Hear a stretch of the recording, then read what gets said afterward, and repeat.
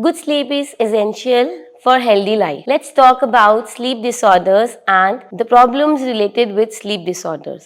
Sleep disorder एक ऐसी condition है जिसमें हमारी नींद की क्वालिटी क्वांटिटी पर इफेक्ट होता है और जिसके कारण हमारी दिनचर्या और हमारे रोज के काम प्रभावित होते हैं। हम जाने कि किस तरह के स्लीप डिसऑर्डर्स होते हैं। कुछ कॉमन स्लीप डिसऑर्डर्स हैं जिसमें सबसे पहले है insomnia, sleep apnoea, narcolepsy, restlessness leg syndrome.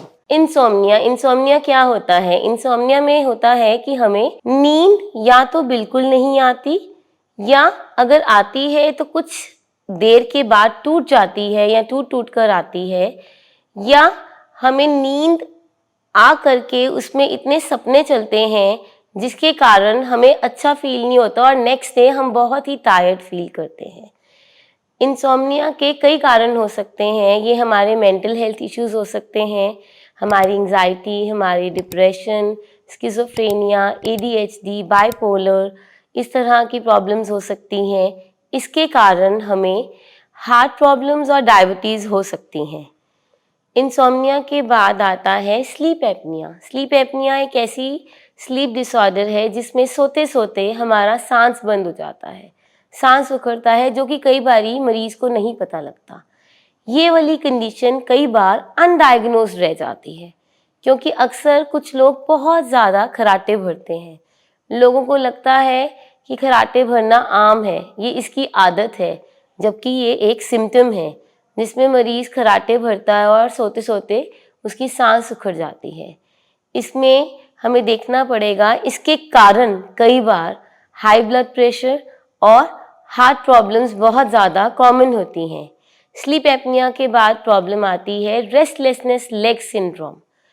इसमें क्या होता है कि मरीज सोते सोते उसकी टांगों में इतनी ज़्यादा बेचैनी या अचवी फील होती है कि वो अपनी टांगें मारना शुरू हो जाता है या उसको अनकंफर्टेबल सेंसेशंस होती हैं बॉडी में, जिसके कारण उसकी नींद डिस्टर्ब होती है और नेक्स्ट डे उसका बहुत ही ख़राब जाता है। उसको चिड़चिड़ापन, एंजाइटी, अनकंफर्टेबल फीलिंग, ड्राउजीनेस रहती है। एक और स्लीप डिसऑर्डर है जिसको नार्कोलेप्सी भी कहते हैं। नार्कोलेप्सी में अक्सर क्या होता है कि आप बैठे बैठे सो जाते हैं, आपको अचानक से नींद का झोंका लगता है। इसमें इस तरह की प्रॉब्लम आती है कि कई बार लोग कहते हैं कि मैं सोए सोए मुझे बॉडी पर इतना दबाव पड़ा, शायद उनको लगता है कि कोई ओपरी कसर है जिसकी वजह से उठा ही नहीं गया, जिसकी वजह से बात ही नहीं की गई, बोला ही नहीं गया, चिल्लाया ही नहीं गया। इसको स्लीप पैरालिसिस भी कहते हैं। इसके अलावा कई बार सोते सोते हमारी कुछ मसल टोन्स में एकदम से वीकनेस आ जाती है और हमें पता ही नहीं लगता कि हमें क्या हो रहा है। अगर ऐसी कोई कंडीशन होती है तो उसके कारण किसी भी तरह की कोई स्लीप डिसऑर्डर है तो उसके कारण हमारा नेक्स्ट डे बहुत ही अनकंफर्टेबल रहता है। हमें कंसंट्रेट करने में प्रॉब्लम आती है, हमारी कॉग्निशन में प्रॉब्लम आती है, हमारी समझने में प्रॉब्लम आती है, हम अच्छे से बातचीत नहीं कर पाते, हमें कॉन्फिडेंस नहीं रहता, सारा दिन थकान रहती है, सारा दिन सुस्ती रहती है, हमारे में कुछ भी करने का उद्यम नहीं आता, इनिशिएटिवनेस नहीं आती। और इसके कारण कई हो सकते हैं।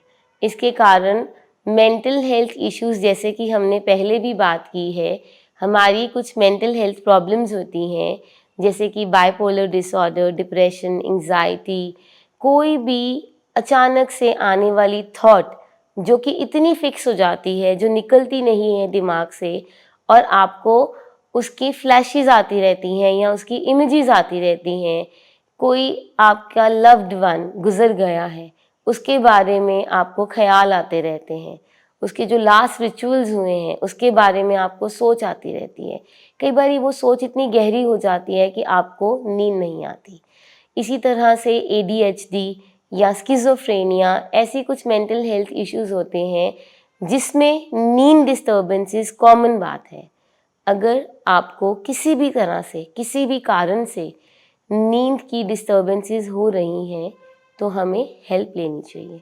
तुरंत एक मेडिकल प्रोफेशनल के पास, मेंटल हेल्थ एक्सपर्ट के पास जाना चाहिए ताकि समय रहते हम अपनी समस्या का समाधान कर सकें। कई बार मरीज़ को कोई मेंटल हेल्थ इशू नहीं होता, सिर्फ नींद की समस्या होती है, और नींद की समस्या हमारा सबसे बड़ा सिम्पटम है कि हमें कोई बड़ी समस्या आने वाली है। तो इसको हम बिल्कुल भी इग्नोर ना करें। अगर नींद की प्रॉब्लम आ रही है, हम कुछ लाइफस्टाइल चेंजेस करें, अपने मेंटल हेल्थ एक्सपर्ट से जा कर के काउंसलिंग लें, CBT सेशंस लें, और अगर ज़रूरत पड़े तो कुछ दवाइयाँ भी लें। Thank you.